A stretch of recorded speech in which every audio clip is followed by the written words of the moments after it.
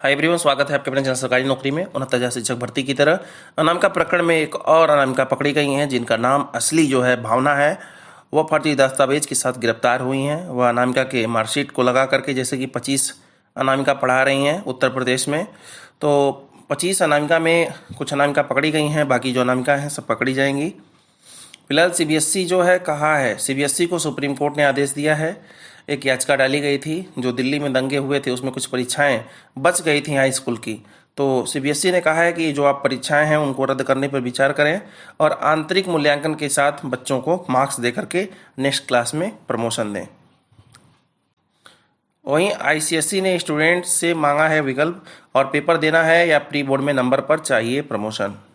ICSE board ने अभ्यर्थियों से पूछा है कि 2 जुलाई से शुरू होने वाली जो बोर्ड परीक्षा है उसमें आप शामिल होंगे या प्री बोर्ड या इंटरनल असेसमेंट के आधार पर प्रमोशन चाहते हैं। एक प्रोफार्मा उन्हें दे दिया गया है कि 18 जून से पहले आप ले भर करके विद्यालय पर जमा करें, और बच्चों के व्हाट्सएप पर मैसेज और प्रोफार्मा भेजा जा रहा है और विद्यालय पे आपको व्हाट्सएप के माध्यम से ही जमा करना है। और राज्यों के अभिभावकों ने कोरोना संक्रमण देखते हुए परीक्षा न कराने की अपील की है। इस संबंध में हाई कोर्ट में भी याचिका चल रही है। फिलहाल छात्र चाहे तो परीक्षा में शामिल होने की जगह प्री बोर्ड के आधार पर प्रमोशन। डेली न्यूज 69,000 शिक्षक भर्ती की स्पेशली बात कर लेते हैं।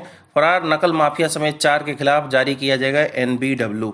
आप सोच रहे होंगे NBW क्या चीज़ है, तो N फॉर होता है नॉन, B फॉर अवेलेबल और W फॉर वारंट। मतलब ऐसे लोग जिन्हें गिरफ्तार किया जाए। और 69,000 शिक्षक भर्ती में परीक्षा पास कराने वाले गिरोह के पकड़े जाने के बाद मामले की जांच में जुटी STF फरार आरोपियों के खिलाफ गैर जमानती वारंट जारी कराएगी। अभी तक आपने सुना था कि जो लोग भी गायब हैं, जैसे चंद्रमा यादव हो गए और फिर मायापति दुबे हो गया, उधर दुर्गेश हो गया, तीनों जो गायब हैं इनके नाम पर जो इनाम रखा जाएगा वो तो अलग है, इन्हें ढूंढा जा रहा है वो अलग है, लेकिन इनके खिलाफ एक गैर जमानती वारंट जारी कर दिया जाएगा जिससे छूटे ना कभी। इसके लिए जल्द ही कोर्ट में एक और अर्जी दी जाएगी। उधर अर्जी पड़ चुकी है इनको रिमांड पर भी लेने की। वहीं 69,000 की तरह 68,500 की बात कर लेते हैं, क्योंकि 69,000 में वो सब कुछ समस्याएं आएंगी जो 68,500 में आई थी, तो इसको भी जानना जरूरी है। पीएनपी और बेसिक शिक्षा परिषद के बीच लटक गए 68,500। देखिए अब क्या हो गया दादा। प्राइमरी स्कूल में शिक्षकों की नियुक्ति अनिर्णय की शिकार है। 69,000 शिक्षक की नियुक्ति शीर्ष कोर्ट में तो अभी फंसी है। वहीं 68,000 भर्ती के चयनितों को बेसिक शिक्षा परिषद और परीक्षा नियामक प्राधिकारी पीएनपी कार्यालय नियुक्ति व रिजल्ट लटकाए हुए है। आप सोच रहे होंगे 68,500 का तो कब का सिलेक्शन हो गया, अब कौन बच गया? तो आप जान लीजिए 23 अभ्यर्थी ऐसे हैं जो आवेदन लेकर परिषद काउंसलिंग नहीं करा पा रहे हैं। कोर्ट के आदेश पर पुनर्मूल्यांकन का परिणाम कब तक आएगा अभी तय नहीं है। ये लोग कोर्ट गए थे, कोर्ट से आदेश आया था पुनर्मूल्यांकन कराया जाए और फिर रिजल्ट निकाल करके इन लोगों को काउंसलिंग करा के शामिल किया जाए। परिषद के स्कूलों में 68,500 सहायक शिक्षा भर्ती 2018 में पुनर्मूल्यांकन में कोर्ट के आदेश पर 23 सफल अभ्यर्थियों से ऑनलाइन आवेदन 24 से 27 मार्च तक लॉकडाउन हो गया। फिर परिषद सचिव ने 26 मार्च को पत्र जारी करके कहा कि 14 अप्रैल तक कार्यवाही स्थगित रहेगी। यानी कि कोरोना काल चल रहा है, 68,500 में कुछ नहीं हो पाएगा। कोरोना काल जितना चल रहा है बाकी अन्य वैकेंसियों के लिए चल रहा है, 68,500 के लटके हुए अभ्यर्थियों के लिए चल रहा है। कोरोना काल नहीं है, क्योंकि 69,000 वैकेंसी एक खुद में कोरोना का वैक्सीन है। तो प्रभावित अभ्यर्थियों का कहना है कि वे 2 साल से मानसिक पीड़ा झेल रहे हैं, उनकी तरफ कोई ध्यान नहीं दे रहा है। कोर्ट के आदेश के कई माह हो चुके हैं। वहीं पीएनपी का कहना है कि कोरोना संकट से देरी हुई है, जल्द रिजल्ट घोषित करेंगे। यह 68,500 अभ्यर्थियों का यह भी कहना है कि 2 रिजल्ट आ चुके हैं, तीसरे का इंतजार। तो आपको खूब ध्यान से सुनिएगा, 68,500 की वैकेंसी, 69,500 वैकेंसी एकदम सिमिलर है। जो कुछ हो रहा है, 3 रिजल्ट आए थे, अभी तो सोच लीजिए आप लोगों का ये पहला रिजल्ट है, 2 रिजल्ट और बाकी हैं लग रहा है। 68,500 भर्ती के पुनर्मूल्यांकन में असफल अभ्यर्थियों ने कोर्ट की शरण ली थी और न्यायालय के आदेश पर पहली बार जब कोर्ट गया था मामला रिजल्ट निकालने के लिए तो 59 अभ्यर्थी पास हुए। दूसरी बार अन्य अभ्यर्थियों ने देखा कि वो जाकर पास हो गए तो हम भी चलते हैं, तो 32 अभ्यर्थी और कोर्ट गए, वो भी पास हो गए। फिर बचे हुए 459 अभ्यर्थी देखे कि हम क्यों बाकी रहे, 59 पास हो गए, 32 पास हो गए, तो हम तो काफ़ी संख्या में हैं। तो इसीलिए 459 याची फिर से याचिका डाले और मूल्यांकन करा करके रिजल्ट घोषित कराने का हलफनामा पीएनपी को दे दिया था। फिर आदेश हो गया कि इनको भी पास कर दिया जाए। भाई, कोर्ट ने दिसंबर 2019 में आदेश दिया कि 3 माह में कॉपी चेक कराएं, वह 1 माह में रिजल्ट घोषित करके प्रक्रिया पूरा कर दिया जाए।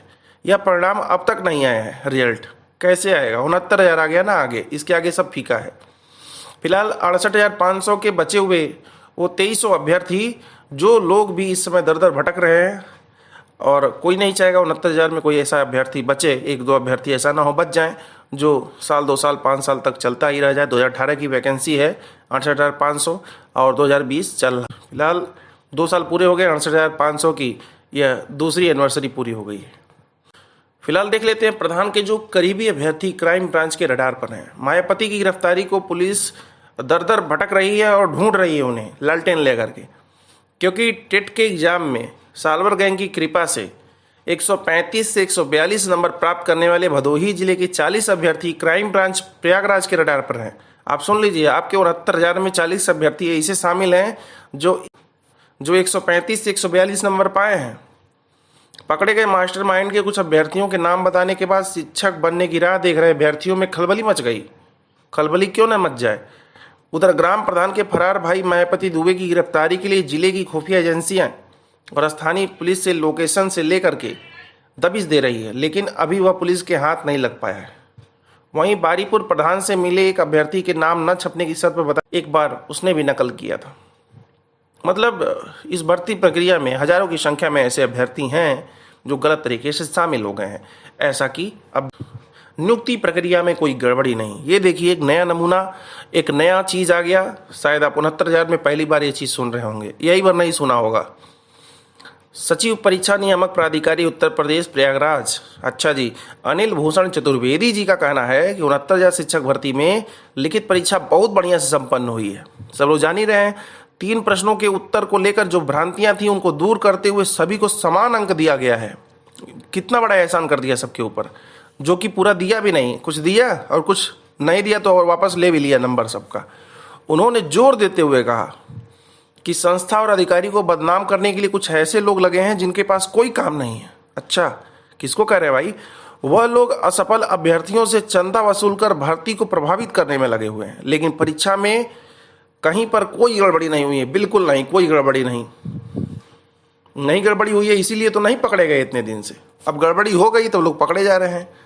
उधर प्रभारी सचिव बेसिक शिक्षा परिषद, अच्छा ये भी है, विजय शंकर मिश्रा का कहना है। मिश्रा जी क्या कर रहे हैं? नियुक्ति प्रक्रिया रिक्त पदों के सापेक्ष चयनित अभ्यर्थियों की हो रही है। जो जिस श्रेणी में चयनित है उसको जिला आवंटन सूची जारी कर दी गई है, उसका नाम जारी कर दिया गया है। उसमें बहुत अच्छे से जारी किया है, कैटेगरी नहीं लिखा है, कट ऑफ नहीं लिखा है, तो क्या जारी कर दिया।